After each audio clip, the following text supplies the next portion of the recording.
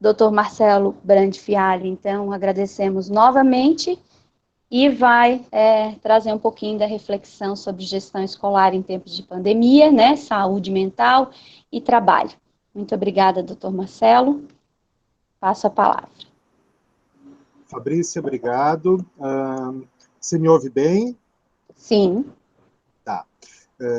Eu primeiro gostaria de agradecer o convite, né, o convite do secretário, intermediado aí pela Luciane, pela Marlise, agradecer a Fabrícia, ao João, que vão estar me ajudando aqui hoje também nesse momento. É uma novidade para mim também, então, assim como vocês, eu também estou me adaptando nesse processo de trabalho remoto, né?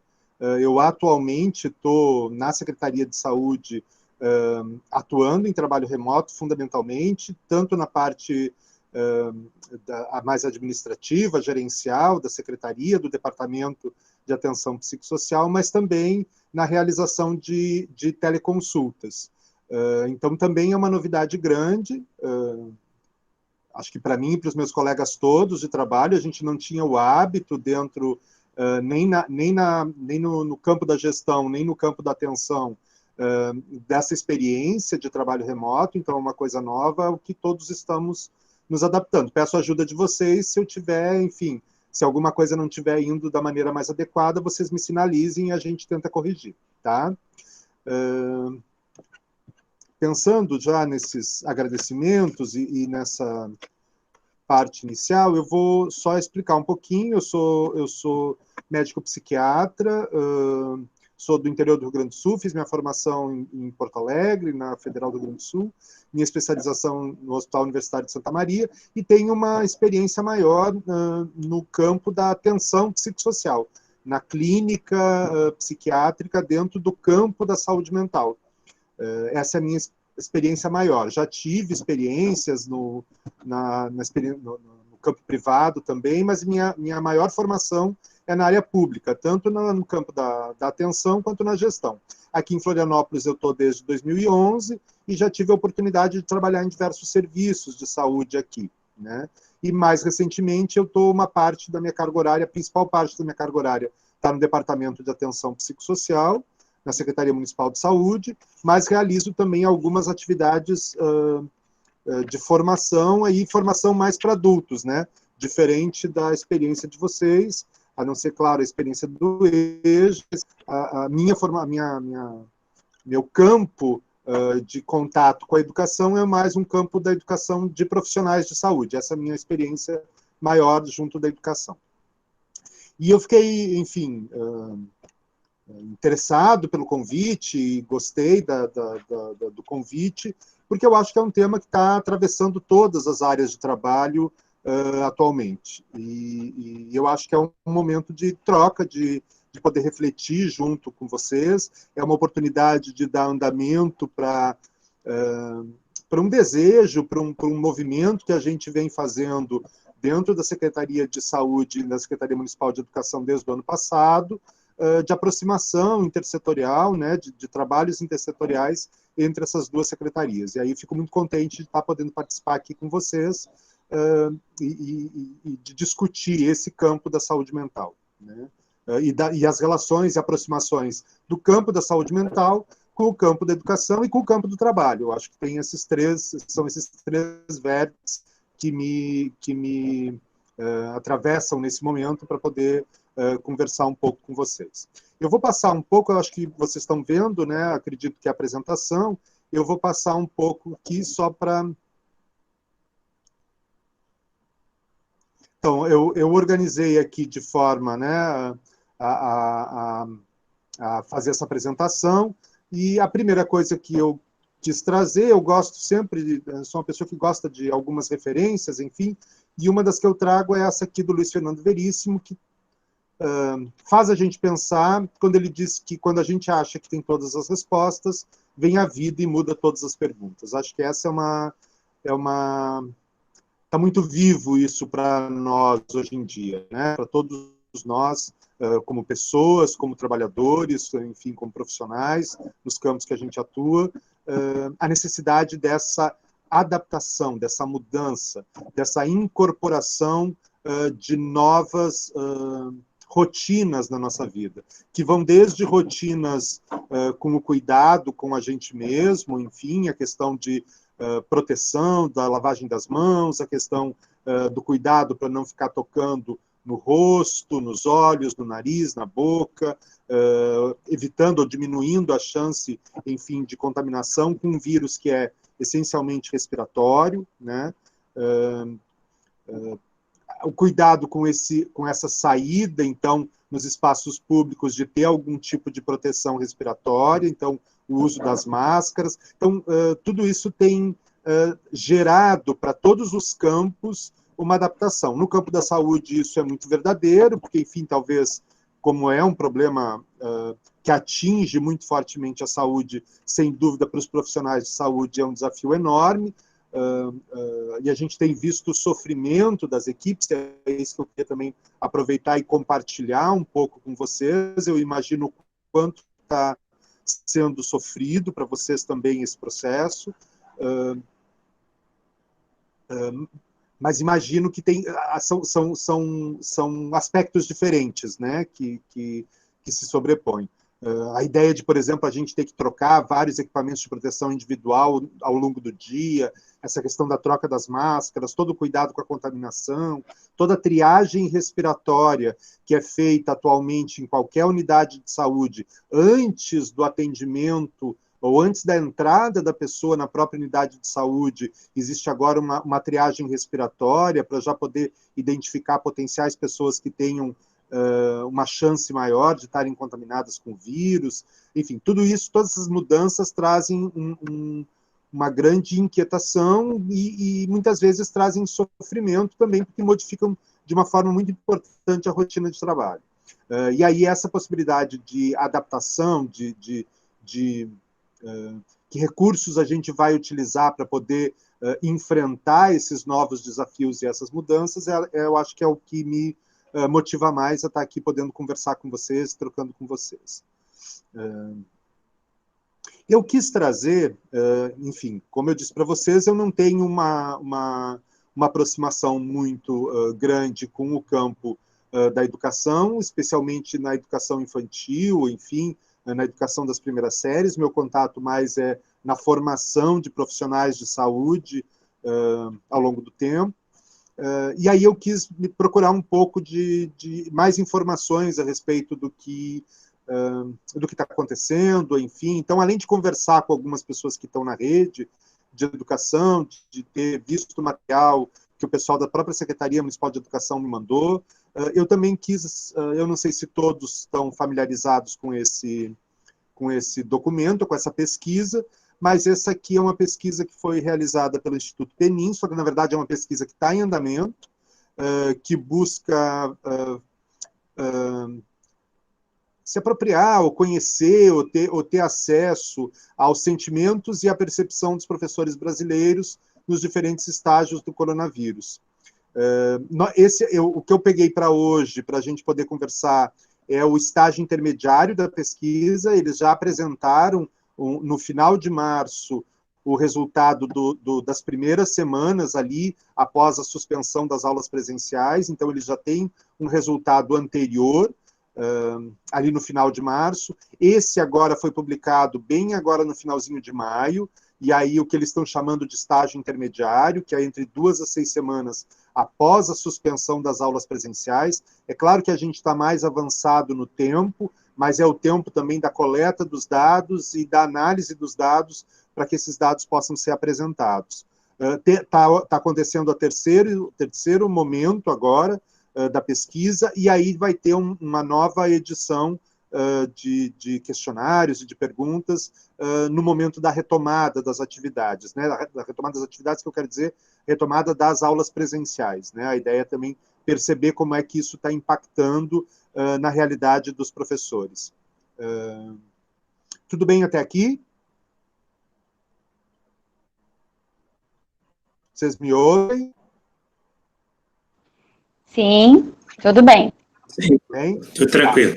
Então, qualquer coisa, se vocês, por favor, me interrompam, é muito difícil fazer uma apresentação sem poder estar vendo ter o retorno assim, das pessoas. É um desafio bastante grande. Então, peço que vocês tenham um pouco de paciência comigo e me ajudem, enfim, se vocês estiverem achando que eu estou falando rápido demais ou que eu preciso explicar ou detalhar alguma parte, por favor, me sinalizem, tá bem?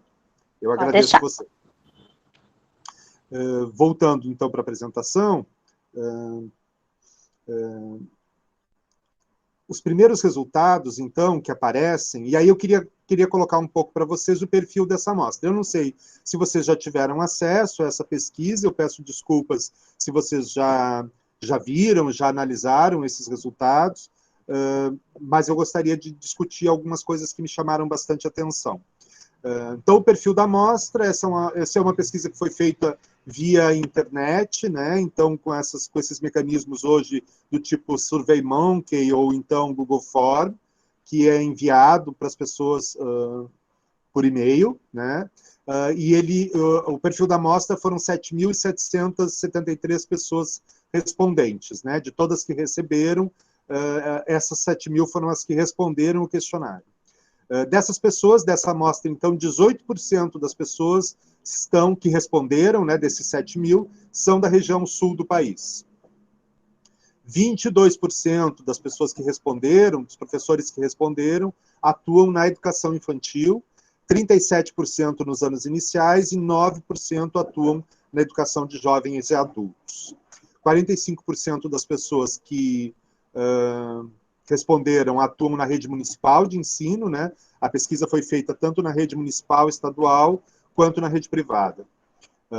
Desses 7.000 bem respondentes, 80% são professores, 10% são coordenadores pedagógicos e 6% diretores escolares. Então, acho que isso é importante para a gente poder situar um pouco quem foram as pessoas que deram essas respostas, né? E a gente poder ter uma crítica a respeito desses resultados e tentar avaliar os resultados que apareceram conforme também o perfil das pessoas que participaram. Com relação aos resultados, eu sinalizei, o resultado é muito mais amplo que isso, né? Mas eu sumarizei aqui alguns pontos que eu gostaria de trazer para vocês e de poder me detalhar e discutir. Uma das primeiras coisas, uma das perguntas, então, que é feita nesse questionário é como os professores estão se sentindo. E aí, analisando o quantitativo das 7.700 respostas, o que se consegue tomar disso é que nesse momento, então, salientando para vocês, esse é o momento, o segundo questionário, o primeiro foi feito logo no início da suspensão das aulas presenciais, então, a análise, o resultado saiu no final de março. Esse aqui foi a partir das 2 a 6 semanas de suspensão das aulas presenciais, e os resultados saíram agora no final de maio. Então, como os professores estão se sentindo neste segundo momento? Não é logo no primeiro momento da suspensão das aulas presenciais, e as respostas que vêm os professores estão se sentindo ansiosos, cansados, entediados e sobrecarregados. Como um grande grupo de análise de resultados. Então, esses são os sentimentos pessoais, as sensações que esses profissionais estão enfrentando neste momento intermediário da pandemia, do andamento da pandemia no Brasil. Além disso, muito preocupados com a própria saúde e com a saúde dos seus familiares. Eu acho que essa é uma questão importante também, que diferente em geral, né? Vou dar o exemplo da saúde para vocês. Em geral, a gente na saúde está acostumado a fazer intervenções ou apoiar as pessoas ou acolher as pessoas que estão passando por uma situação de dificuldade, estão passando por uma situação de sofrimento, mas, em geral, o profissional que está prestando este acolhimento não está compartilhando deste mesmo sofrimento, ou seja, não é vítima do mesmo sofrimento. Pode ter, claro, os seus sofrimentos pessoais, as suas dificuldades, mas pensando no impacto na vida, em geral, o profissional que está cuidando do outro, acolhendo, não está passando pela mesma situação. E é claro que, enfim, as situações são sempre singulares, mas acho importante colocar que hoje, por exemplo, o profissional de saúde que está atendendo numa UPA, ou está atendendo numa unidade de saúde, está atendendo num CAPS, ele de alguma forma também tem um impacto da pandemia, das restrições, na sua própria vida pessoal. Então, uma coisa também é os professores atuarem nas relações com outros colegas, ou com as chefias, ou com os seus alunos, estando sob o impacto dessa mesma pressão, né? Então, acho que essa é uma questão importante. Há uma preocupação grande também dos profissionais que hoje, que a gente vai pensar nos sistemas de proteção e de suporte social, a gente pensa diretamente em 3 grandes grupos de profissionais, né? A gente pensa nos profissionais da saúde, mas a gente pensa nos profissionais da assistência social e da educação, que compõem esse suporte, esse tecido do Estado que faz o cuidado, né, da população. O que pode ajudar a explicar esses sentimentos? Então, para esses professores foi perguntado por que eles estão ansiosos, cansados, entediados, sobrecarregados. Os resultados mostram que, conforme o resultado, as respostas dessas 7.700 pessoas, uma das questões que ajudava a explicar esses sentimentos era uma experiência prévia quase inexistente com o ensino remoto. Vamos lembrar que essa pesquisa foi feita no país inteiro, né? Então, existe uma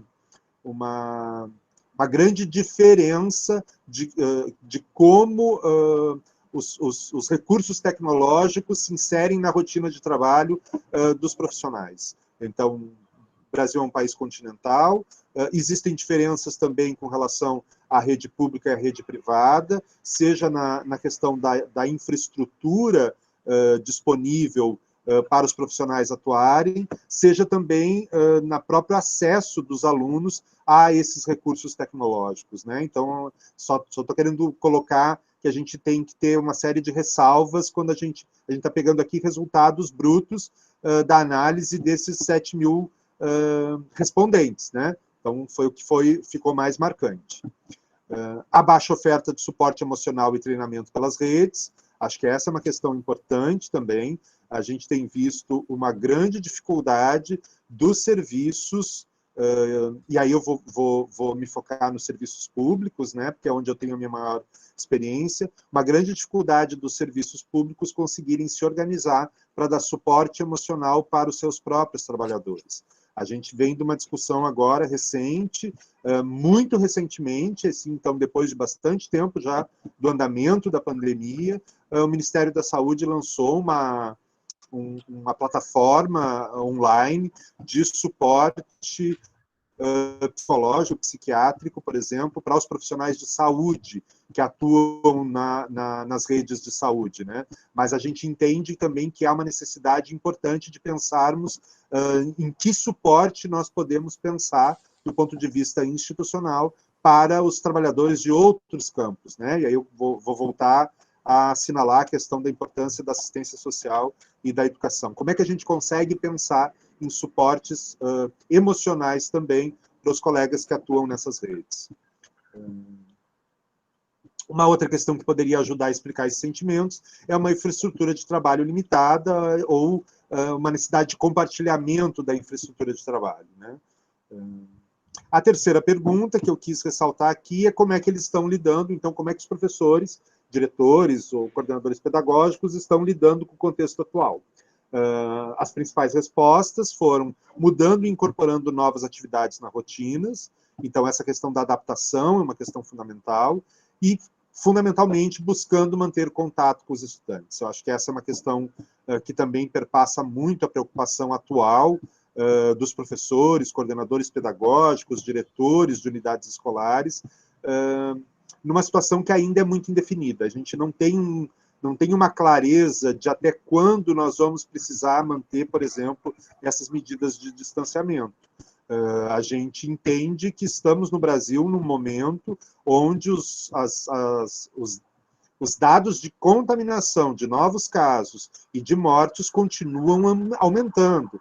Então, é muito precoce a gente pensar neste momento, antes da gente ter uma garantia maior da capacidade do nosso sistema de saúde de dar o suporte adequado para os casos graves, e aí vocês sabem que são poucas as pessoas, quando a gente pensa no quantitativo populacional que vai se contaminar com o vírus, aqueles que vão ter sintomas graves, que necessitam de um suporte maior da rede de saúde são pequenos, aqueles que vão ter complicações mais graves ainda são os que vão precisar, por exemplo, de UTIs com suporte respiratório, né, com ventiladores, são ainda menores, mas pela nossa experiência e pela experiência de outros lugares, ainda, mesmo que estejam poucos, ainda são muitos frente à capacidade instalada na maior parte dos países. Foram poucos os países que tinham sistemas de saúde que conseguiram dar conta em agilidade, rapidez e oferta desses suportes fundamentais a tempo e a hora para conseguir evitar um grande número de mortes, né? Então, nós ainda estamos numa situação complicada e ainda é prematuro a gente fazer um planejamento muito específico de data, né? Eu acho que esse movimento de ir acompanhando como as coisas estão acontecendo, monitorando a possibilidade de pessoas contaminadas, monitorando a possibilidade do suporte que a rede de saúde pode dar, semana a semana, é que vai permitir que a gente vá pensando qual será o momento adequado, e aí vou falar de uma questão específica da educação, quando será o momento adequado, por exemplo, da gente conseguir voltar às aulas presenciais, né? E, nesse sentido, qual é a preocupação dos professores, dos coordenadores, dos diretores? Como a gente mantém contato com os estudantes, né? E quarto, quais mudanças ocorreram desde o início da pandemia? E aí as principais assinalamentos foram mudanças intensas de hábitos e rotinas dos próprios docentes e uma maior preocupação em interagir remotamente com os alunos, com os estudantes. Até aqui tudo bem, gente? Posso interromper? Tudo bem. Tudo bem. Sim, por favor, eu prefiro que a gente possa ir discutindo. Se a gente conseguir organizar uma forma de termos intervenções, eu acho que vai ser bem legal. Temos no chat, doutor Marcelo, se precisar, então, se as pessoas quiserem perguntar... Eu estou vendo as pessoas estão manifestando no chat. Então, na verdade, fazer um pedido. Pergunta... Marcelo, você pode ocupar a tela toda com o slide que está apresentando? Não consigo. Tá legal. Realmente aí é uma limitação de BIOS, conhece? Conhece, Eds? Acho que o Eds não me ouviu. Mas, enfim, é uma limitação minha. Eu não estou conseguindo ampliar... Perdão. Eu ouvi e respondi só com o microfone desligado. Também, a outra limitação do BIOS, fala com o microfone desligado. O meu está ligado agora? Tá. Então tá bom, então tá bom. É que surgem muitos outros ruídos fora, por isso que a gente obrigatoriamente tem que desligar os microfones. Fabrícia, alguma questão, tu que está me acompanhando, tu e o João, alguma questão aí que vocês gostariam de, enfim, ressaltar, ou tem algum ponto que eu já poderia intervir de uma outra maneira? Eu acredito no seu João, mas eu acredito que está indo, é isso mesmo, né? A gente, acho que agora trazendo a discussão, né? Essa questão dos questionários e do que os professores estão respondendo, acho que o pessoal deve estar se identificando seus grupos, né? Principalmente de professores. Acho que são os desafios mesmo que a gente, então, vem refletir, né? Tá. Eu vou seguindo, então, tá, Fabrícia? E aí, qualquer coisa, vocês vão me sinalizando, tá bem? Sim, sim.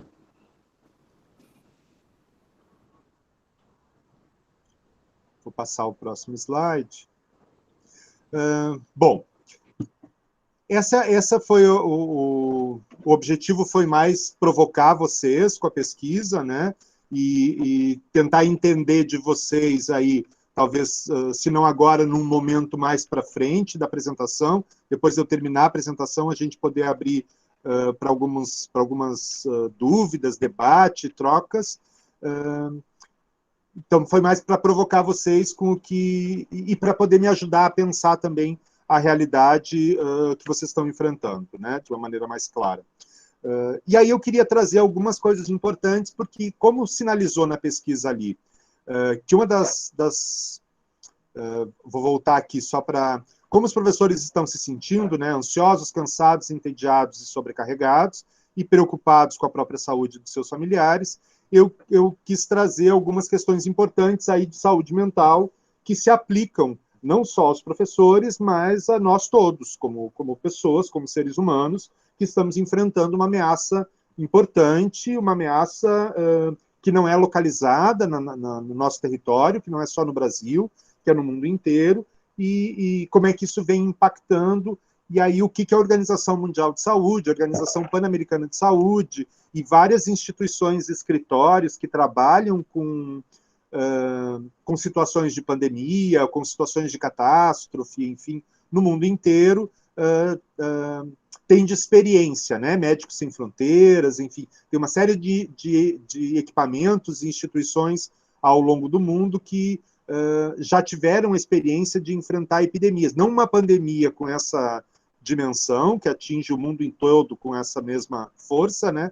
Mas que já participaram, por exemplo, de epidemias mais localizadas da MERS, ou da SARS, ou do Ebola, enfim, que também geram aí, claro, em ambientes um pouco mais restritos, às vezes são países, às vezes são regiões, né? A MERS foi ali na região do Oriente Médio, a SARS foi muito na Europa e nos Estados Unidos, enfim, mas já se tem alguma experiência dessas situações que afetam de forma global uma quantidade grande de pessoas num determinado território, né?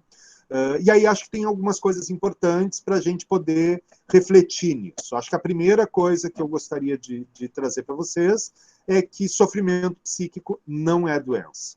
Então acho que essa é uma questão importante. Todos nós, como seres humanos, temos um arcabouço de respostas a ameaças que sejam ameaças naturais ou ameaças, enfim, situações que nos deixem em risco.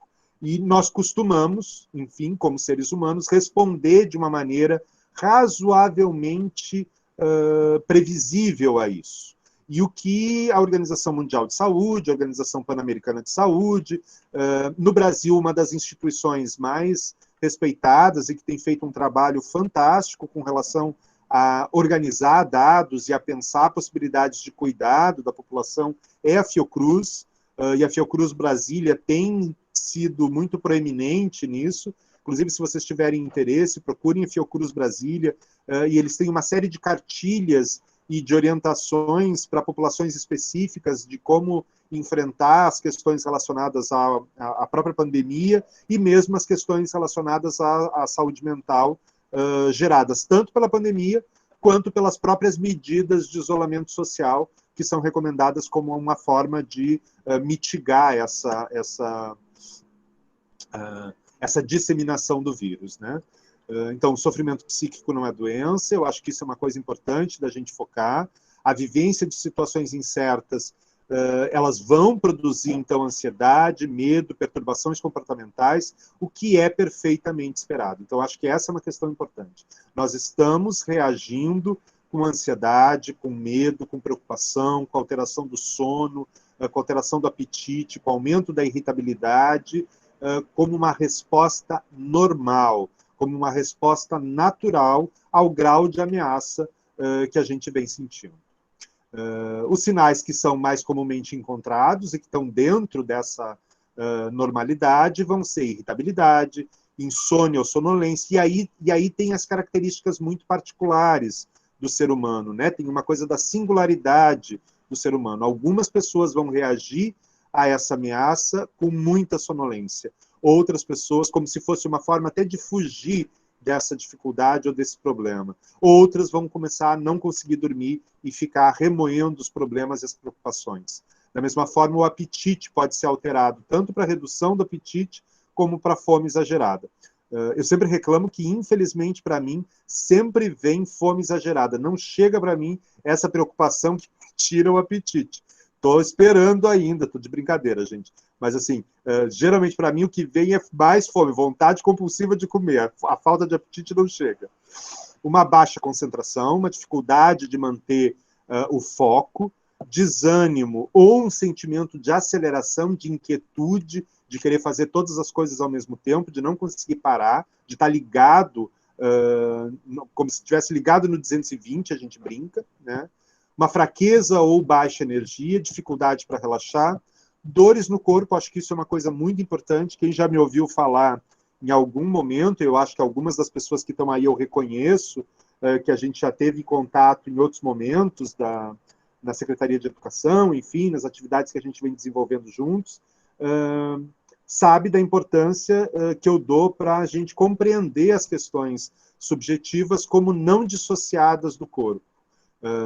E aí as questões das dores no corpo são uma manifestação clara de ansiedade e preocupação. Mais dor de cabeça, mais dor no estômago, mais dor muscular. Então, quem já tem algum desencadeante para uma dor, quem já tem fibromialgia, quem já tem dor crônica, quem já tem nevralgia do trigêmeo, isso fica ainda mais aumentado. Quem não tem, começa a ter a percepção de dores nas costas, dores nos ombros, dor de cabeça, enfim. É muito frequente a gente manifestar como dor e desconforto corporal uma inquietude subjetiva. Tremores sem explicação, sentimentos de inquietação e sentimentos de desesperança. Eu acho que essa é uma coisa também que a gente tem que estar atento.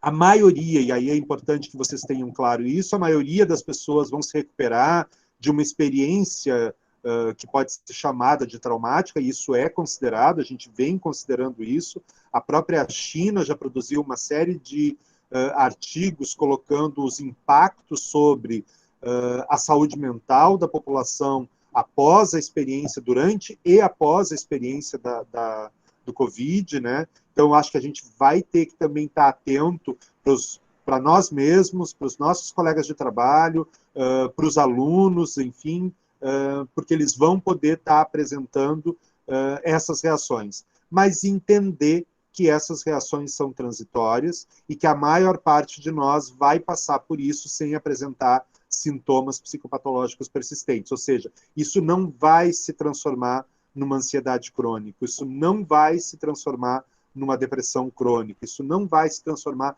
em um transtorno mental. Para a maioria das pessoas, gente. É claro que para as pessoas que já têm uma sensibilidade maior, para as pessoas que já têm, por exemplo,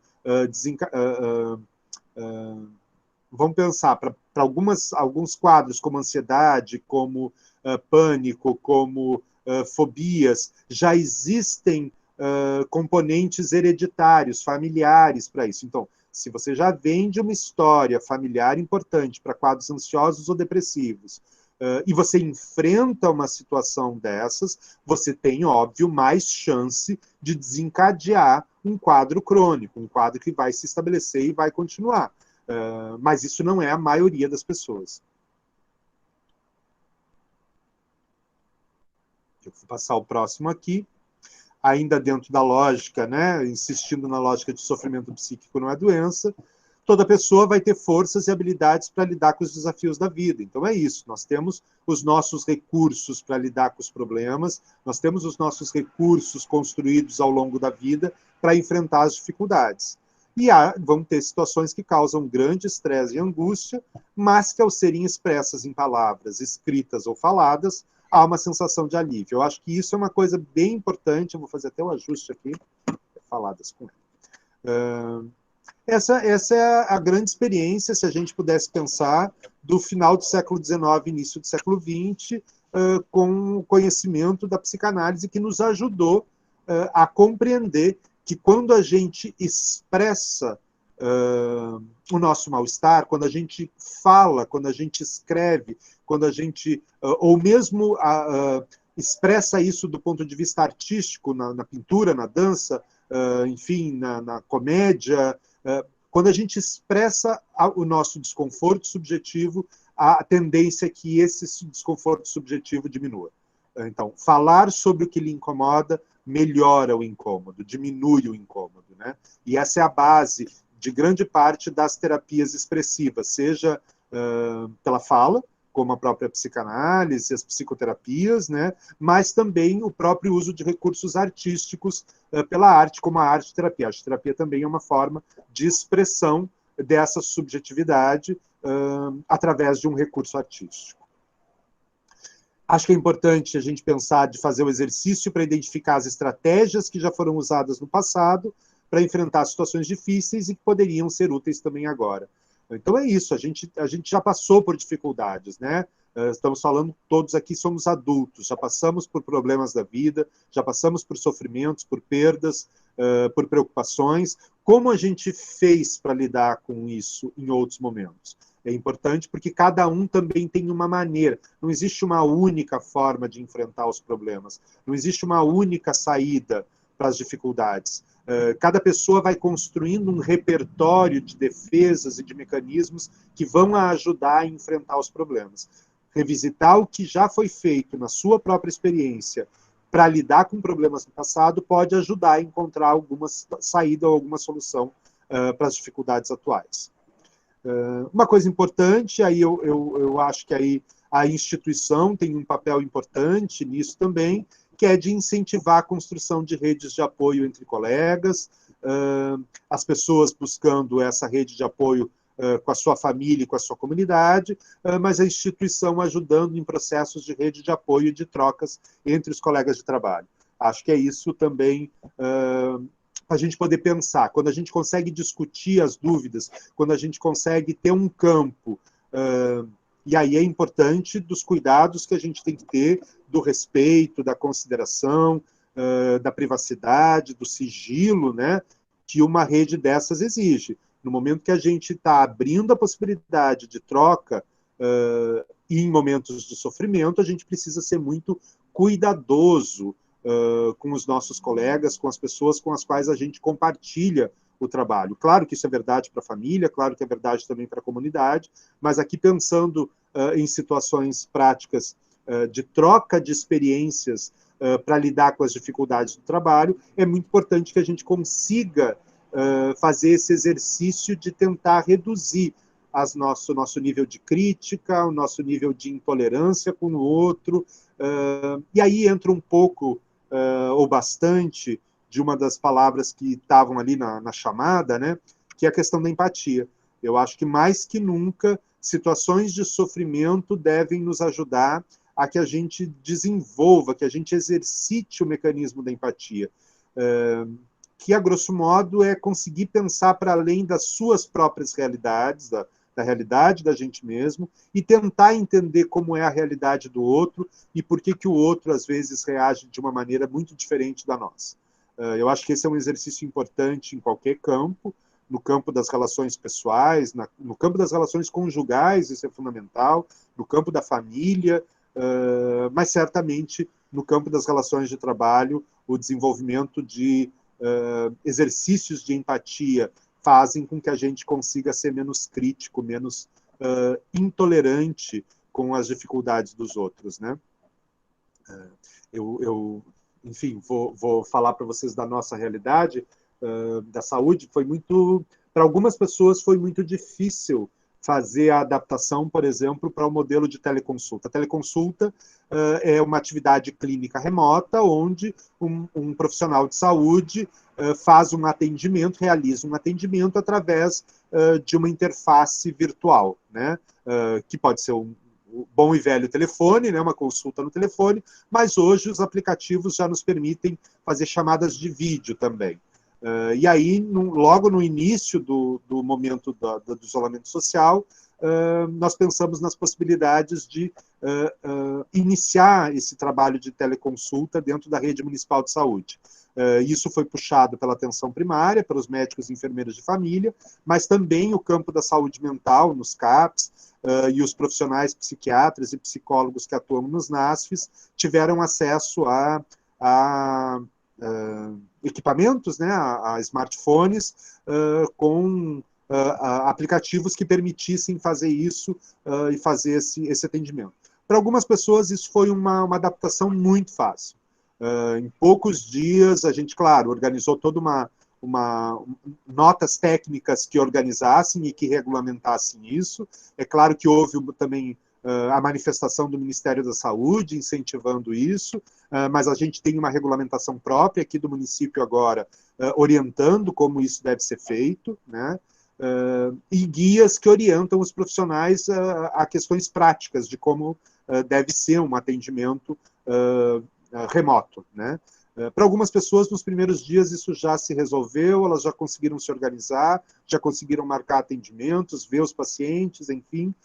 Não é todas as situações que podem ser vistas em teleconsulta, acho que isso é uma questão importante. Tem situações que exigem, por exemplo, um exame físico, e aí a possibilidade da teleconsulta não se aplica, né? Mas, por exemplo, para o campo da saúde mental, em grande parte das vezes, é bem possível a gente fazer um atendimento virtual. E para algumas pessoas foi rápido, para outras foi muito difícil fazer essa adaptação. Então, eu acho que é isso, a gente precisa aprender a entender que não é uma que a gente pode simplificar isso e achar que é só uma resistência da pessoa, ou que a pessoa não está querendo fazer, ou que, não, existem dificuldades mesmo, e a gente precisa se colocar no lugar da pessoa e entender quais são os seus motivos, para pensar, inclusive, quais são as alternativas para ajudá-la a superar essas dificuldades e conseguir usar essa interface, por exemplo. Estou usando esse exemplo, mas eu tenho certeza que vocês têm exemplos muito mais apropriados para a realidade do trabalho da educação, né? Eu quero voltar aqui só para poder...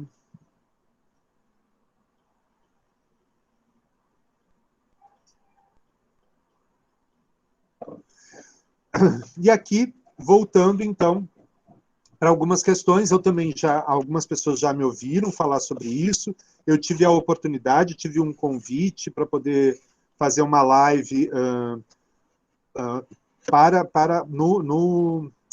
na rede social dos grêmios estudantis, então, para falar mais com os alunos mesmo, a respeito de questões de autocuidado, mas aqui eu tentei resumir algumas coisas que eu acho que são muito básicas, muito simples, mas que é isso, gente, no momento de dificuldade, no momento de tensão, no momento de ameaça, as coisas simples são as coisas que a gente precisa estar atentos. E aí é importante que a gente cuide do sono, é importante que a gente organize os horários de sono. Então, tem uma coisa que é bem fundamental e a gente muitas vezes esquece, é que existem regras de higiene do sono. Higiene do sono está mais relacionada assim, o que a gente deve fazer para propiciar e facilitar um bom descanso durante o sono, né? Então, procurar ir dormir sempre no mesmo horário, procurar evitar, por exemplo, ficar ouvindo notícias antes do horário que você vai dormir, ter um ritual para poder ir dormir, então, trocar a roupa que vai dormir, fazer a sua higiene. Tem gente que gosta de tomar um chá, tem outras pessoas que gostam de fazer uma breve leitura. Então, ir preparando o corpo e a mente para aquele momento do sono, né? Então, acho que essa é uma questão importante. Cuidar muito da alimentação, e aí alimentos muito gordurosos muito calóricos ou com muito sódio, vão sempre ser um problema, né? Seja por uma questão do impacto disso no ganho de peso, ou então o impacto disso na hipertensão, o impacto disso em problemas como síndromes metabólicas, como, por exemplo, diabetes, enfim. Então, o cuidado com a alimentação é muito importante, né? Resguardar-se do excesso de informações, eu acho que essa é uma questão fundamental. A gente vive num mundo onde as informações elas estão muito presentes e de fácil acesso o tempo inteiro. E a lógica do uso do smartphone, com WhatsApp, com mídia social, com notícias, enfim, a gente às vezes se pega de uma certa maneira quase viciado neste mecanismo de informações todo o tempo. E especialmente numa situação agora, onde a gente tem várias informações discordantes, onde a gente tem notícias difíceis que vêm do mundo inteiro, enfim, a gente precisa saber limitar, saber quais são as nossas fontes de informação, qualificar essas fontes e evitar ficar sendo acionado por isso a todo momento. Evitar o uso de tabaco, de álcool e de outras drogas. A gente sabe que, sim, por exemplo, a nicotina ela é um psicoestimulante, então se você estiver desanimado e você fuma um cigarro, você tem um up, você tem uma melhora rápida daquele estado de espírito, então ela deixa mais animado. O álcool é um depressor do sistema nervoso central, então se você estiver mais agitado, inquieto, ansioso, uma dose de álcool pode deixar, no primeiro momento, você mais tranquilo e relaxado. Enfim, existem as outras drogas, e aí, dependendo do efeito mais sedativo ou estimulante delas, elas podem ter um efeito imediato de alívio do mal-estar que você está sentindo. Mas a tendência é que isso vá perdendo o efeito. Então, existe um fenômeno que a gente chama de tolerância. À medida que você repete o uso daquela substância, aquela substância não tem mais a mesma força que tinha no início. Então, aos poucos, um cigarro não vai ser mais suficiente, aquela dose de nicotina não vai ser mais suficiente para estímulo, aquela dose de álcool não vai ser mais suficiente para você ficar relaxado, e você passa a precisar aumentar essas doses. E com o uso um pouco mais crônico, você acaba desenvolvendo, por exemplo, os problemas que tem de abuso e de dependência de substâncias. Então, o momento é propício, a gente tem visto aí, por exemplo, um aumento enorme no consumo de álcool no Brasil inteiro, são pesquisas que eu estou acompanhando, um grande aumento do uso de álcool após o início da pandemia, e pessoas que estão desenvolvendo, inclusive, quadros já de dependência de álcool que não tinham antes. Muitas pessoas têm utilizado como forma de alívio do mal-estar, e a gente tem já pesquisas mostrando que em outros lugares do planeta, enfim, aqui eu não tenho nenhuma pesquisa brasileira mostrando isso, mas de outros lugares do mundo, o aumento do número de pessoas dependentes de álcool após o aparecimento da pandemia. É claro, né, gente, essas coisas todas, elas não são só para agora, né? Quando a gente está falando em autocuidado, a gente está falando num movimento de se colocar em proteção. Não é só para agora. Acho que é importante retomar, porque essas coisas elas estão na nossa mão. A gente tem autonomia sobre esses processos. Mas isso não é só para esse momento. Isso é um plano e uma decisão para a vida toda, né? Tenha um tempo para você mesmo. Acho que essa é uma outra questão fundamental. Às vezes a gente se ocupa o tempo inteiro com o seu companheiro, sua companheira, com o seu trabalho, com os seus filhos, com as suas outras ocupações, e você não reserva um tempo específico para você mesmo. Que seja para fazer o que você tiver vontade, mas que aquele tempo seja um tempo preservado para você. Para algumas pessoas vai ser ouvir música, para outras pessoas vai ser dançar, para outras vai ser ler um livro, para outras vai ser não fazer absolutamente nada e ficar deitado olhando para o teto sem ter que ser interrompido.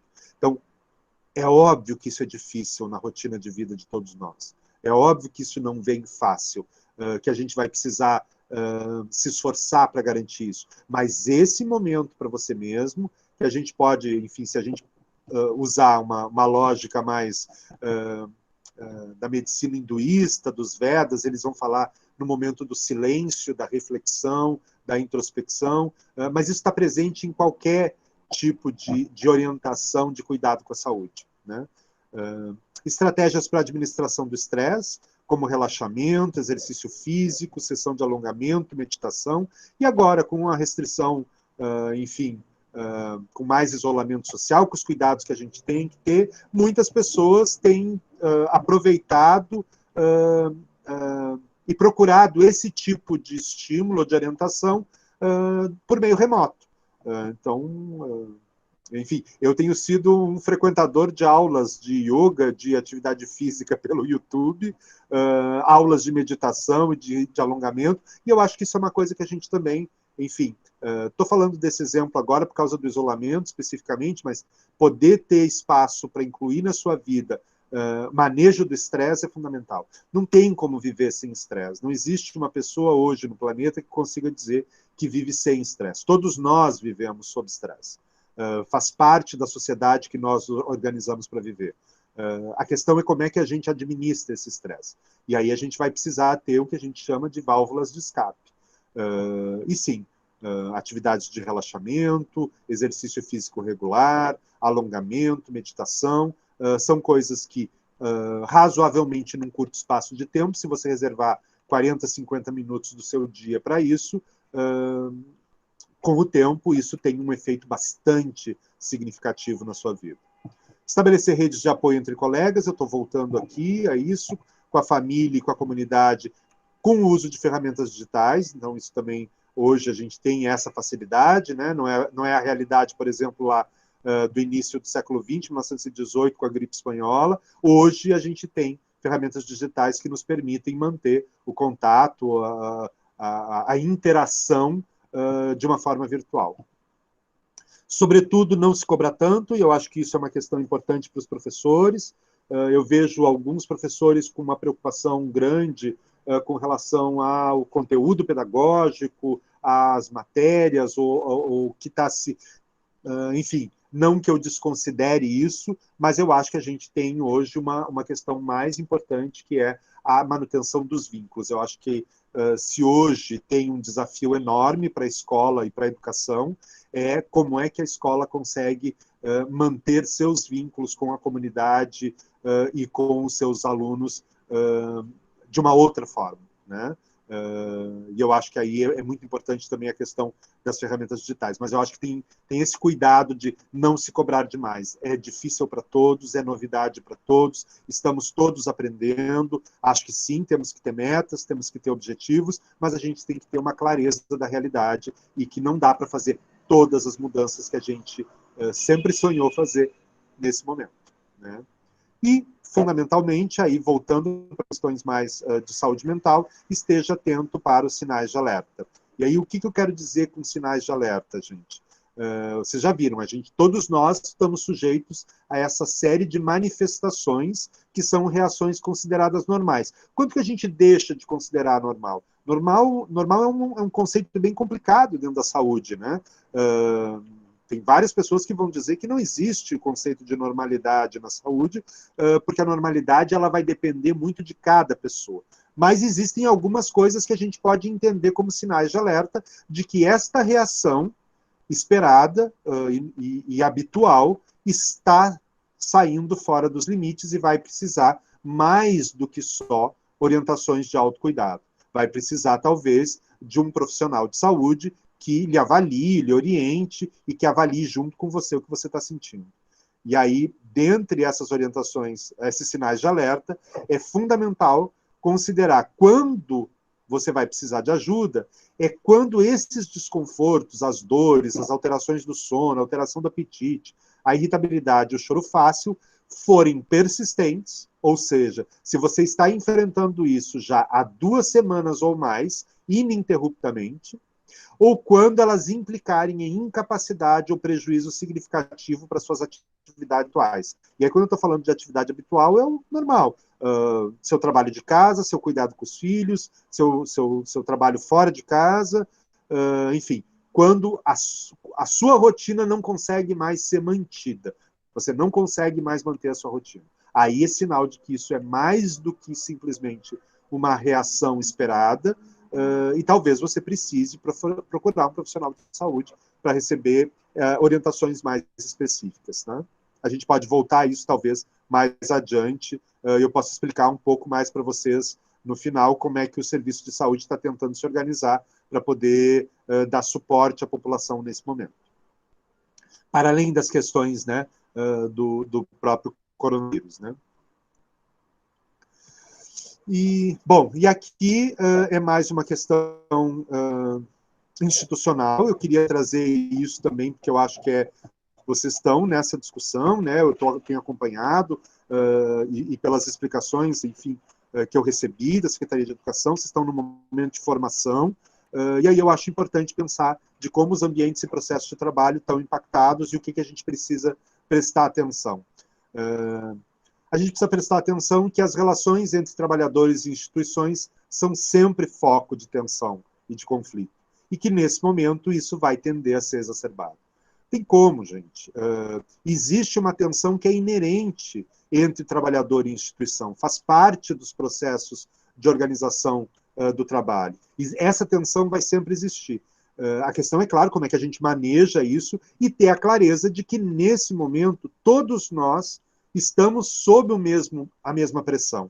E, portanto, tanto quem representa a instituição como quem representa os alunos, as famílias, as comunidades, todos estamos mais ansiosos, nervosos, irritados. Então, a tendência aos conflitos e tensões é maior. E a gente tem que estar atento para isso. Por isso, o exercício de empatia, de tentar fazer um esforço maior ainda para se colocar no lugar do outro e evitar, não o conflito ele existe, mas o embate, né, desnecessário. Claro, algumas situações a gente vai precisar fazer o embate, mas o embate desnecessário, né?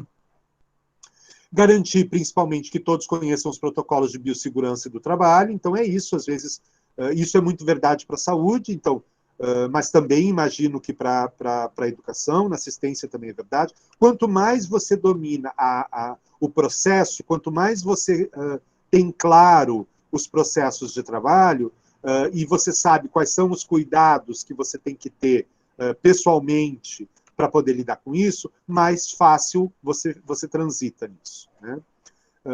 O estabelecimento de reuniões curtas frequentes, isso é uma coisa, e aí vou falar da minha experiência de trabalho.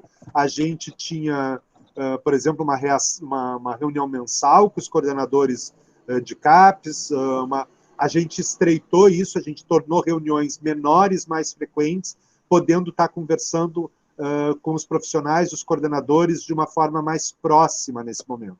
E a gente entende que isso tem tido resultados mais satisfatórios do que o que a gente estava habituado a fazer. Estimular as manifestações de apoio, de solidariedade, de reconhecimento e de suporte mútuo entre as equipes, né? Envolver os membros das equipes na reorganização das tarefas, acho que essa é uma questão importante. É sempre mais fácil você conduzir um processo de modificação, e todos estamos tendo que nos reorganizar nos processos de trabalho. Não tem nenhuma instituição ou organização que não esteja se reorganizando, se revendo, mas se as pessoas, se os membros, se quem executa participa do processo de discussão dessa modificação, esse fluxo de mudança é menos tenso e menos conflituoso. Ter a disposição para ser apoio para o seu par, para poder ouvir o seu colega, para poder dividir as dúvidas, para poder compartilhar soluções, né, é importante. A questão da organização do tempo e da intensidade da produção tem que ser pensada, e redobrar os cuidados nas relações interpessoais, voltando aí estamos todos tensos, então precisamos estar mais atentos para não gerarmos um conflito desnecessário com um colega de trabalho, ou com um chefe, ou com um subordinado, por estar manifestando uma opinião de uma maneira mais agressiva, menos cuidadosa, menos empática, né? Então, acho que é importante que a gente esteja muito atento para isso. Deixa eu voltar aqui um pouquinho, tentar ver. Aqui. E de apresentação, gente, o que eu tinha preparado inicialmente, eu sei que foi meio corrido, assim, mas o que eu tinha preparado era isso, e aí estou à disposição para a gente poder trocar, conversar, enfim, esclarecer algum ponto que eu não me expressei bem, ou que eu precise me alongar um pouco mais. Então, estou à disposição de vocês. Exatamente uma hora. Dá para me ouvir? Eu lhe ouço bem. Sim. Posso? Tá. Primeiro também, assim, eu queria agradecer, né, Marcelo, a sua disposição aí, e realmente esses tempos são de muito desafio. Eu, por exemplo, sou de uma geração que a gente não lida com tecnologia, né? Então, além do desafio que está próximo a você, das situações que você acompanha, e como esse é o primeiro encontro que é voltado às diretoras da rede, a gente tem acompanhado um pouco as situações que também vocês que estão na linha de frente, né? Então, assim, agradecer, dar as boas-vindas aí às diretoras e diretores.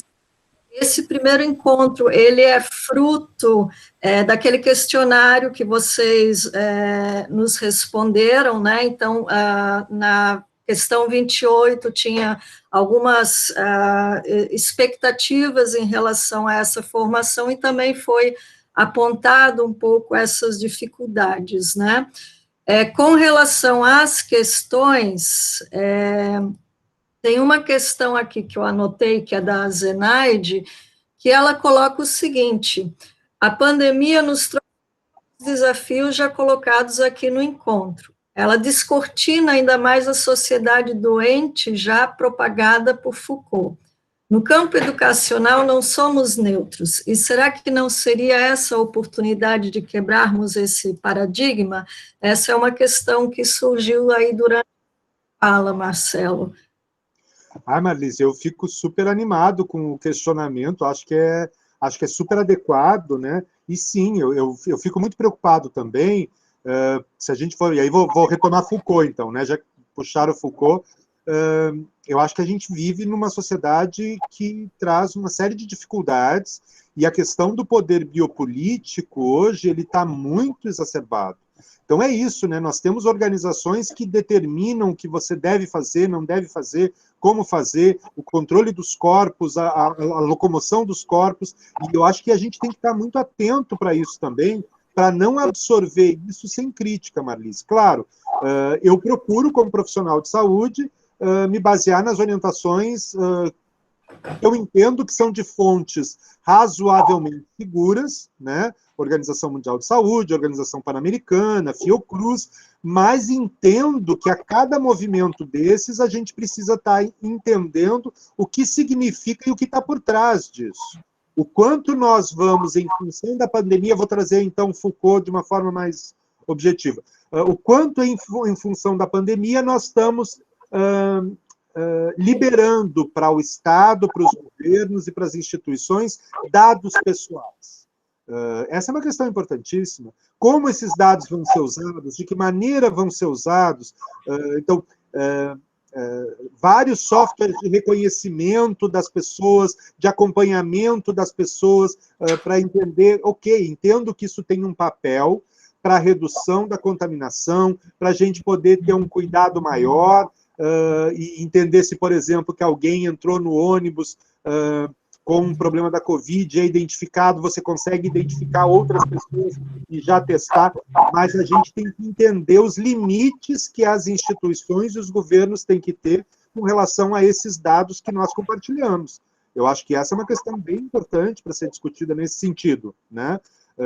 Então, sim, eu acho que, de qualquer maneira, a gente precisa estar atento, porque é um momento de muita dúvida e estamos muito sensíveis, Marlise. Nós estamos muito sensíveis. Então, é muito fácil a gente entrar em processos de manipulação. Então, estar atento, estar crítico ao que está acontecendo, acho que também é papel de todos nós. Certo.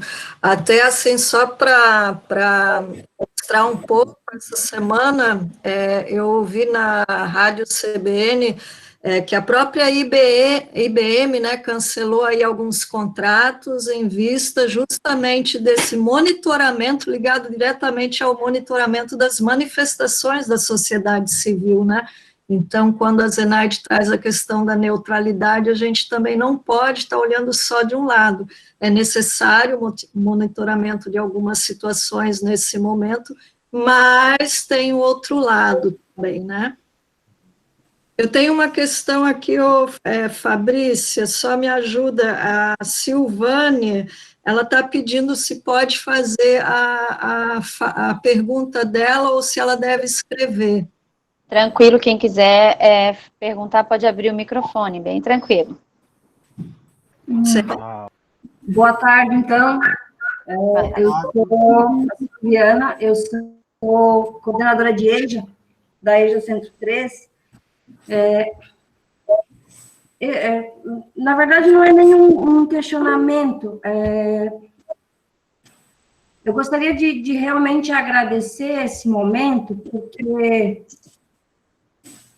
é tão bom ouvir um profissional da saúde psicológica colocar determinadas questões e apontamentos para a gente nesse momento. Eu venho de um histórico de tratamento de depressão e síndrome do pânico. Então, e moro sozinha. Então, a carga de trabalho, o morar sozinha, o estar se adaptando a uma realidade, né, completamente diferente. Com relação à forma de ensinar de agora, eu já tinha alguma experiência, porque eu fiz cursos EAD, então eu já tinha mais ou menos um conhecimento, né, de coisas que a gente pode e não pode fazer nesse momento, e com as ferramentas que a gente tem. Mas em alguns momentos a gente realmente se cobra demais, né? Cadê os meus alunos? Como estão esses nossos alunos? Então, são muitas coisas. Você lida com os seus problemas, você lida com os problemas dos seus estudantes, e você tem que lidar com esse problema que hoje é mundial, né? Então, a carga realmente é muito grande. Eu faço terapia já há um bom tempo, né? Não quis fazer terapia virtual, porque com uma média de 5, 6 reuniões por semana virtuais, fazer mais a terapia virtual, ainda disse, não vou fazer isso, né? Não vou fazer isso comigo. Aí, uma saída que eu encontrei para mim, nesse momento, que eu precisei morder minha língua, porque eu pensei, mano, por que abriram as academias agora, né? Mas eu acabei me inscrevendo na natação, que foi algo que me deu um up completamente diferente.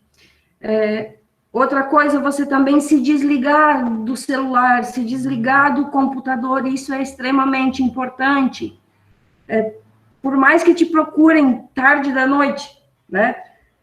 Você pode, de repente, responder no outro dia. Então, você tem que tirar esse tempo para você. Porque eu particularmente percebi, já pelo meu histórico, e pelas coisas que vinham acontecendo durante esse período, eu percebi que se eu não parasse um pouco e não olhasse realmente para mim, não ia ter como. Eu não ia conseguir dar conta do meu trabalho.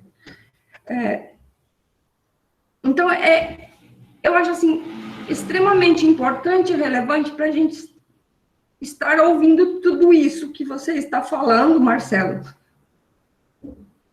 Para a gente parar mais um pouquinho e pensar mais um pouquinho também em nós. Temos o nosso trabalho para fazer?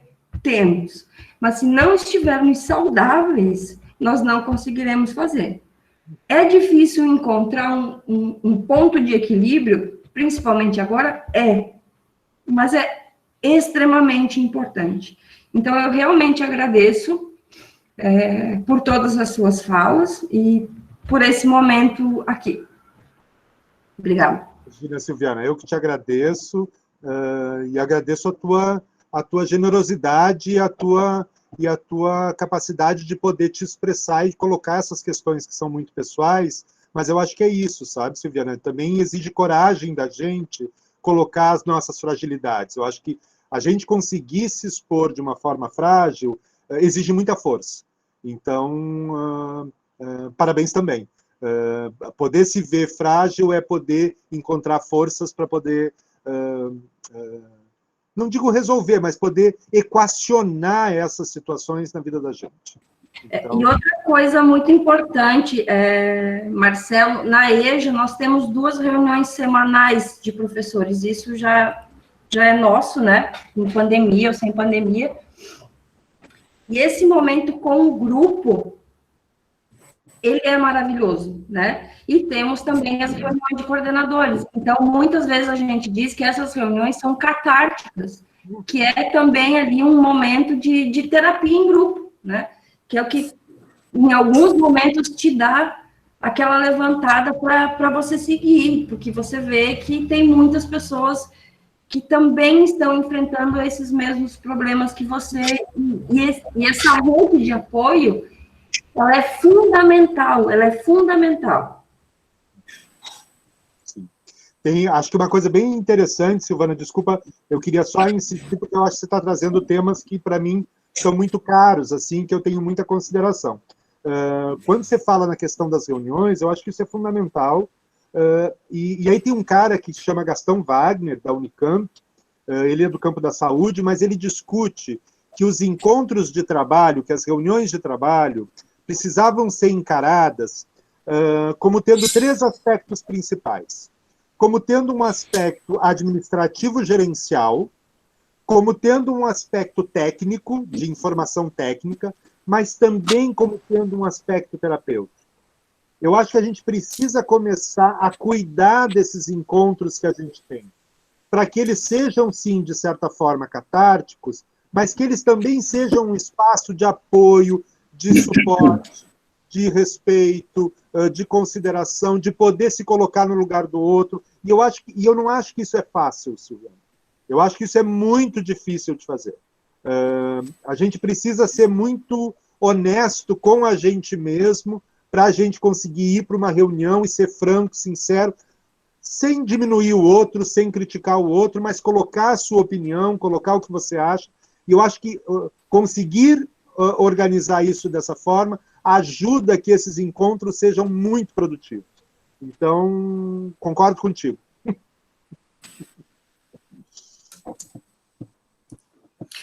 Certo, pessoal. Alguém teria... Eu tenho anotado, por exemplo, a questão da Zinaide, a questão sua, muito obrigada também, porque realmente se expor no coletivo não é fácil, mas talvez um dos maiores aprendizados desse momento é que nós precisamos ficar próximos mesmo no distanciamento, né? Isso tem particularmente me chamado bastante a atenção, né? Algumas frases até do tipo assim, nunca estivemos tão próximos como antes, porque isso realmente se faz necessário, né? Eu não sei se mais alguém gostaria aí de fazer algum questionamento. Eu gostaria de me colocar, não questionar. Pois não. Enfim, já não tenho mais de 18 anos, faz algum tempo, e ao longo da vida você vai aprendendo que ali a vida, a gente oferece a cara para a vida bater, e ela necessariamente, como madrasta, bate na gente. E a obrigação da gente é aprender. O que aconteceu? Enfim, a obrigação da gente, eu acho, é aprender. Não é chorar e reclamar. Pode fazer isso. Mas, no segundo momento, levar como lição. E há uns 4, 5 anos, estava num evento, e uma pessoa falou uma sentença assim, bem simples, mas que me parece adequada para esse momento, a nossa ansiedade, esse tipo de coisa. Abre aspas. Fazer o limite do possível na angústia do desejável. Ponto, fecha aspas. Eu acho que a gente não tem que criar tanta ansiedade em fazer tantas coisas. Eu, pelo menos, e outras pessoas próximas de mim também comentaram isso, nós temos mais atividade agora que estamos reclusos em casa do que tínhamos antes. Todo dia temos 1, 2, 3 lives, e as obrigações de casa da gente com a gente mesmo continuam, com familiares, com esse tipo de coisa. Então, acho que vou repetir essa sentença que eu vi, é anônima, enfim, a pessoa que falou, não sei quem é, mas não era nada a pessoa, faz tanto sentido, que é fazer o limite do possível na angústia do desejável. Obrigado.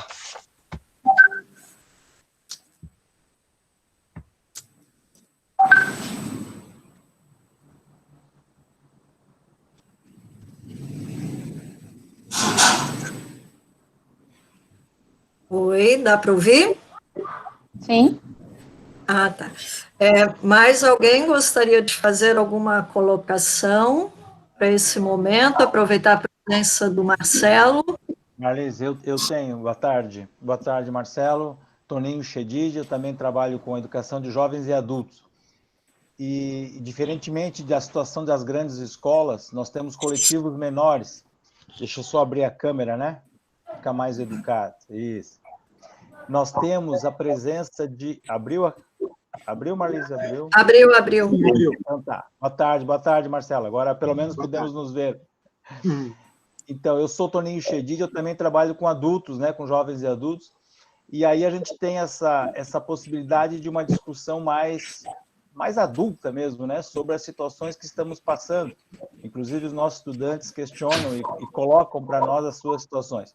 Mas eu queria que tu tratasse um pouco mais, parabenizando também pelo debate, eu gostaria que tu tratasse um pouco mais sobre essa ideia de a gente abrir espaço para incomodações.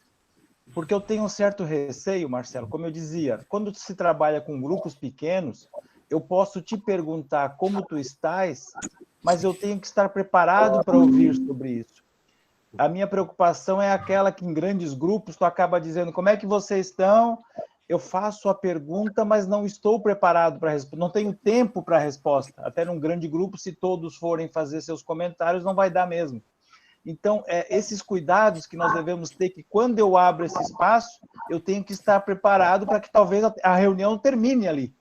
Porque se alguém entrar numa situação mais pessoal, a gente sabe como tem que ser lidado com isso. Então, esses cuidados eu gostaria que tu tratasse um pouco mais e parabenizo novamente. Tá? Obrigado.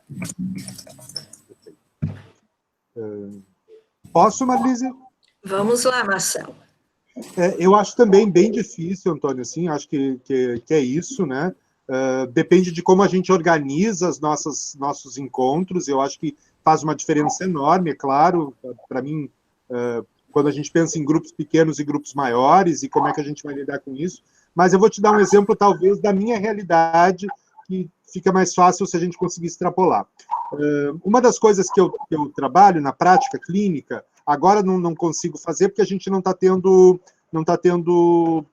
grupos para evitar a aglomeração das pessoas, né? Mas uma das coisas que eu faço são oficinas terapêuticas. Eu utilizo de recursos artísticos como uma forma de trabalhar a subjetividade, de encontrar com as pessoas, de promover trocas.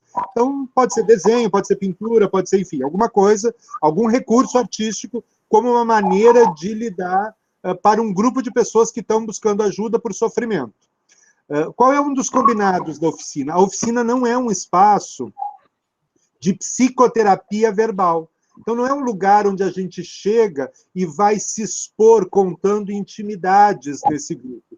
Não é um grupo onde a gente tem uma prática de sigilo, por exemplo, porque é um grupo aberto. As pessoas podem vir, não vir, um dia vem, no outro dia não vem. Então, esse é um grupo aberto. Então, tem certas coisas que eu não tenho como preservar, não posso... Então, se alguém está, neste momento, muito sensível e precisa expor alguma questão pessoal, e aí por isso que eu acho importante que a gente tenha organizações nesses grupos, né, nessas reuniões, eu sempre trabalho com uma outra pessoa. Se alguém está e apresenta um sofrimento pessoal que é muito profundo e que talvez ali a gente não vai conseguir dar continência, às vezes eu tenho que pegar essa pessoa e aí sim dedicar a minha inteira atenção para essa pessoa.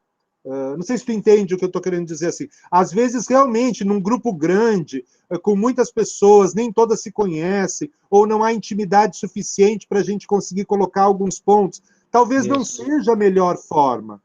Então, talvez, numa situação assim, a gente precise organizar os nossos encontros de forma que, se houver a necessidade, a gente possa acolher esse colega e ter uma conversa. Não como uma coisa estereotipada, Antônio, entende? Não assim, ai, coitadinho do fulano, vamos tirar ele. Não é isso. É realmente se expor a um respeito com o colega e dizer, cara, vem cá que eu acho que eu estou precisando conversar contigo e tu, né? Mas entendo a tua situação. Acho que a gente tem que pensar claramente em parâmetros diferentes de quando você consegue fazer isso com pessoas com as quais você convive com uma certa frequência, que você já tem uma certa intimidade, e quando você tem um grupo aberto de muitas pessoas. Acho que vale muito a pena ter a tua chamada de atenção. Não é a mesma coisa, com certeza. Obrigado, obrigado. Obrigado também, Toninho, pela questão. A Nathalie também gostaria de fazer uma questão.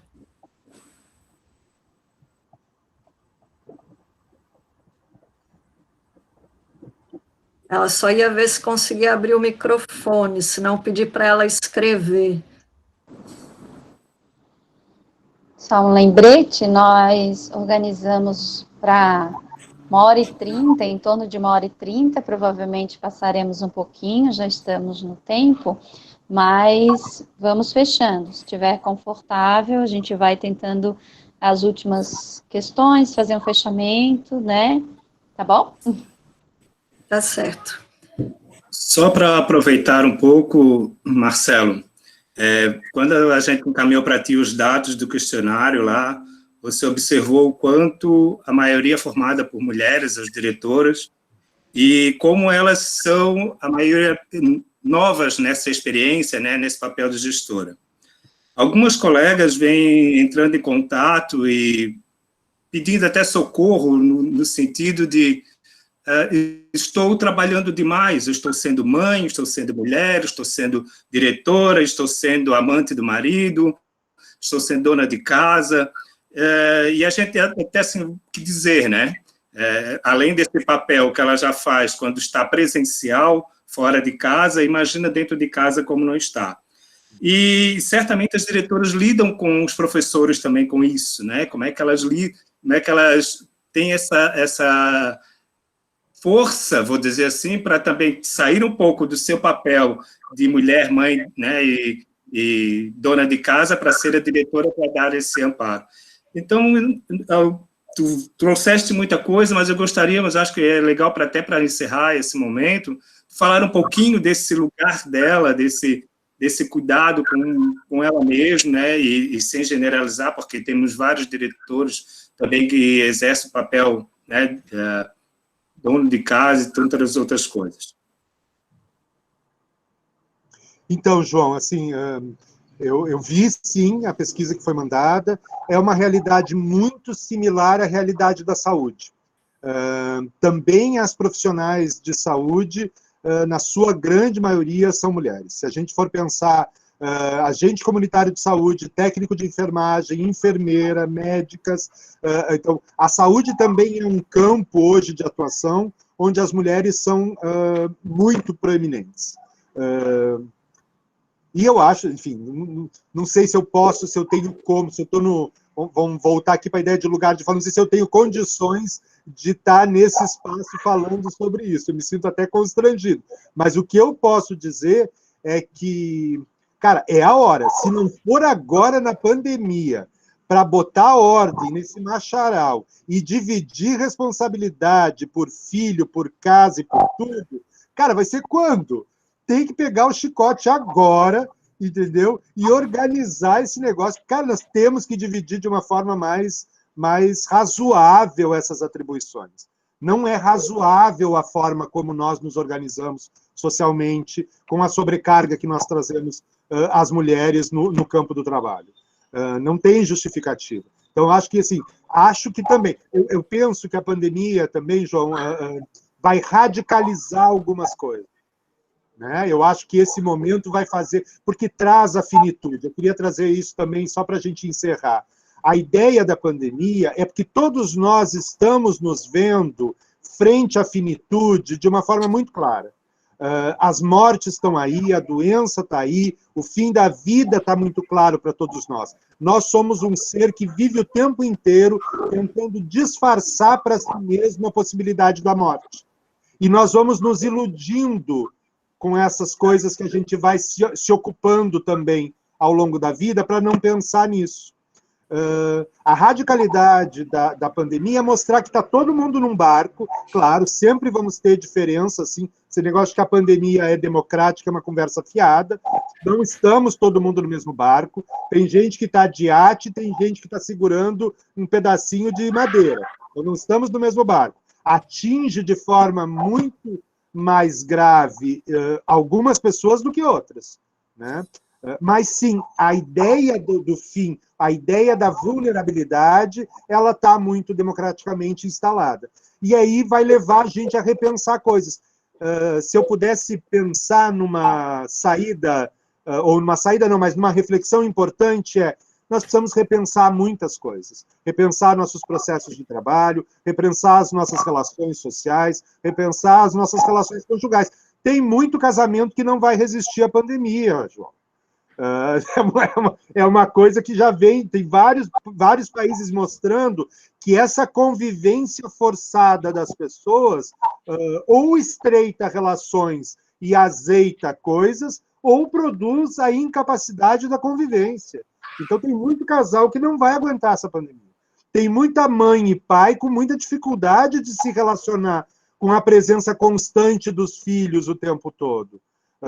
Então, essa é uma outra situação bem complicada, né? Uma coisa é você ter um horário determinado que você consegue dedicar ao filho. Outra é você estar o tempo inteiro com aquela presença e você tem que dar conta, imagino para quem é da educação, que tem que dar conta da educação do seu filho, da educação dos outros, do trabalho de casa, das relações, enfim, é uma loucura, né? Como para as mulheres que estão na saúde também é uma loucura.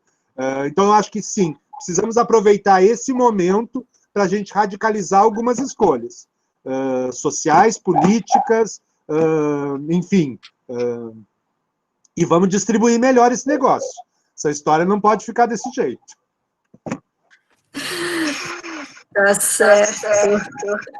A Nathalie tinha pedido para falar um pouquinho ainda, e na fala da Nathalie tem esse momento, né? Então eu vou pedir que, se caso mais alguém queira fazer alguma colocação, senão a gente vai para os finalmente nessa tarde, tá ok? Então, Nathalie, é contigo agora, tá?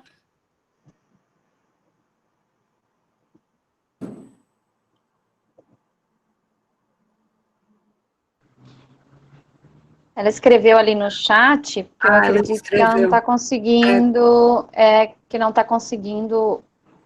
usar o microfone mesmo. Não tá. Deixa eu pegar aqui o que ela escreveu. Voltar.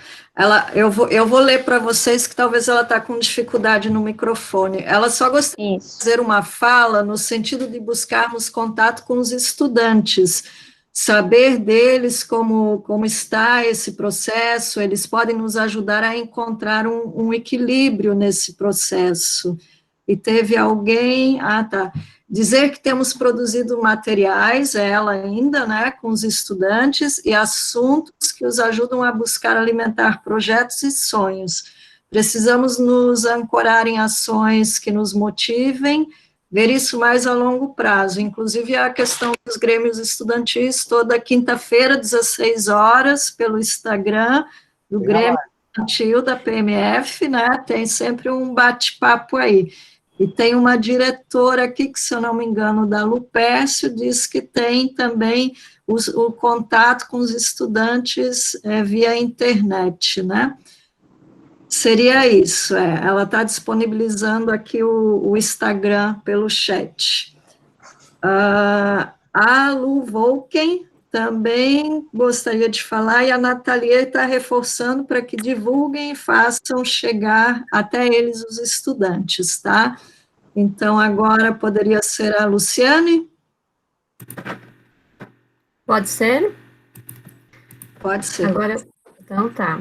Eu só queria dizer que, só queria agradecer ao Dr. Marcelo, né? Desde o primeiro contato, ele foi muito prestativo, né? Se disponibilizou a estar conosco, e nós já o conhecíamos lá do SEC, então o seu nome foi uma unanimidade para esse momento. E queria dizer também que, à medida que eu, logo após mandar o e-mail comunicando o nosso encontro de hoje, recebi dezenas de e-mails agradecendo, elogiando sobre o encontro de hoje, marcado com o senhor, e então nós somos muito gratos por esse momento, e que tenhamos outros, e que saímos dessa fase com muitos aprendizados, fortalecidos, mais sensíveis, mais solidários, mais parceiros em tudo. Obrigada, doutor Marcelo. Bom, antes de fechar, que é a Fabrícia que vai fazer o fechamento, eu também quero registrar, Marcelo, aí meu agradecimento, e que você vai ter uma lista de muitos encontros, hein? E também quero deixar um agradecimento especial aí às diretoras e diretores, tá? Que responderam o questionário, como a Fabrícia falou, ainda faltam algumas pessoas, fica aberto até segunda-feira, né, Fabrícia? Isso. E, em cima disso, a gente está ajeitando um pouco essa formação, porque ela tem um outro formato, mas que nesse momento não cabe. Então, assim, muito obrigado também, Marcelo, muito obrigado aí ao pessoal da rede, ao pessoal da secretaria, e como a gente costuma dizer, aí eu e o João estamos juntos, aprendendo, porque eu também sou quase uma analfabeta tecnológica, então estou aprendendo aí junto com vocês. Gratidão, viu? Bom, eu queria aproveitar, então, só para agradecer mais uma vez o convite. Fico muito feliz de ter sido chamado para esse espaço.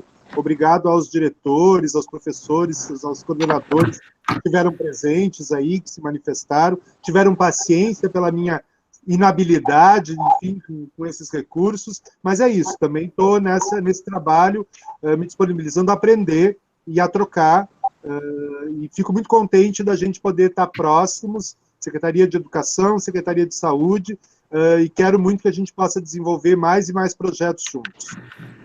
Com certeza, doutor Marcelo, como a Lu já falou, né, atendeu prontamente o primeiro contato que foi a Luciane que fez, e o contato também com a Marlise, com o João, e conosco. Esses momentos nos ensinam, né, como já veio a sua fala, né, que a gente vai pensando para além das próprias realidades mesmo, né, onde a gente vai demonstrando a empatia e tudo que a gente precisa para viver nessa coletividade que por vezes nós esquecemos, mas que nos chama a atenção essas proximidades desse próprio momento de isolamento.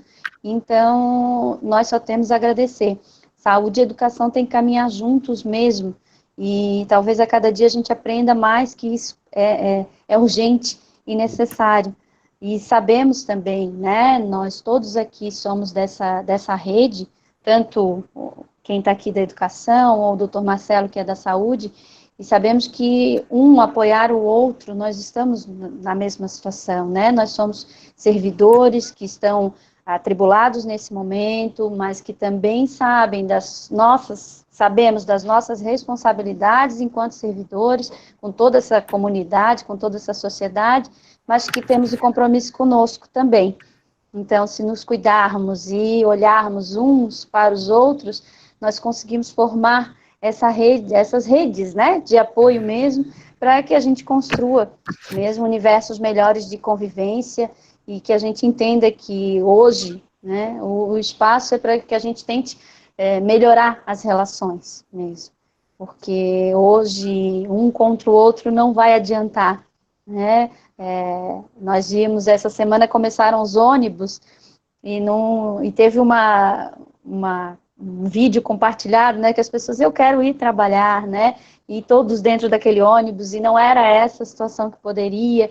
Então, que a gente tem que aprender ainda muito de convivência, de cuidar de si, cuidar do outro. Na educação e na saúde são questões primordiais, mas mesmo assim nós precisamos ainda aprender muito. Então, nossa profunda gratidão mesmo por esse momento, por esse espaço de discussão, a todos que estão participando, que são todos nossos colegas de trabalho, companheiros de trabalho, de que a gente está aí. Estamos sempre à disposição de todos vocês que estão nessa live também, né, e todos que precisarem, nós estamos também juntos nesse momento. Muito obrigada.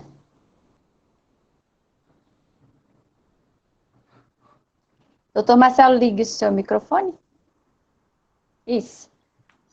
Enfim, obrigado mais uma vez e espero que a gente possa estar continuando com esse nosso trabalho conjunto. Fico bem contente. Isso. Muito obrigada. E espero que todos tenham assinado ali a presença, tá? No chat. Boa tarde. Isso aí, gente, uma boa tarde, e aí a gente vai planejando aí para a gente se ajudar, tá certo? Obrigado, viu? E os próximos. Tchau, tchau. Boa tarde, boa tarde. Tchau, tchau.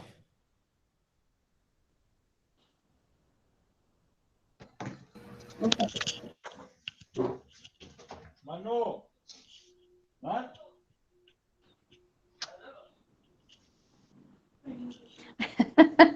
Diz que tem uma lista de presença no chat ali. Como é que assina isso? Só que o Toninho não desligou o microfone.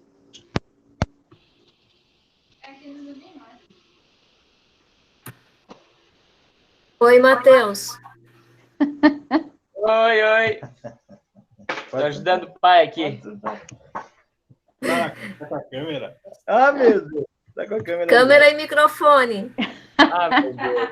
Um abraço, Toninho.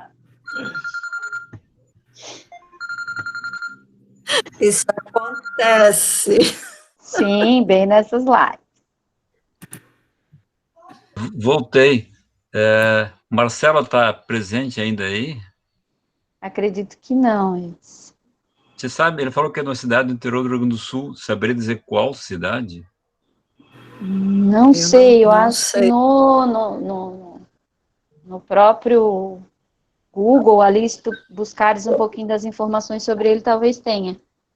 Tá legal, obrigado. Dei uma pesquisada outro dia e tinha bastante informações dele, agora eu não me recordo se tinha essa. Acho que tem.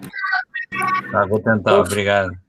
O Fabrício, o pessoal perguntou onde é que, porque está sendo gravado, aonde que vai ser disponibilizado isso. Depois eu verifico com a Raquel e nós informamos.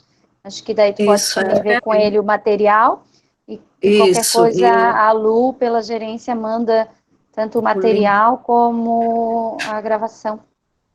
Tá certo. Beleza, então. Vou sair por último. Isso.